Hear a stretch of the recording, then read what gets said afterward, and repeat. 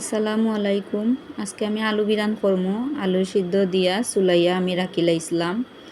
আর ও তেল গরম করিয়া এখন পেঁয়াজ দিলাম। পেঁয়াজ একটু বাজা হওয়ার পরে ওইব হওয়ার পরে ও দিলাম লবণ, তারপর হলুদ, পাঁচফোড়ন, টেস্টি সল্ট আছে।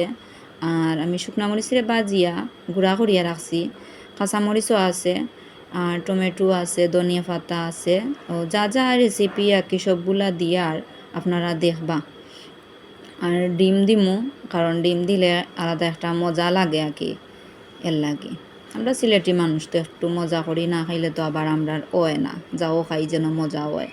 এখন আলু দিলাইলাম, ও গুঁড়া করা মরিচও দিলাম, দিয়া লাড়িয়া একটু সময় রাখমু।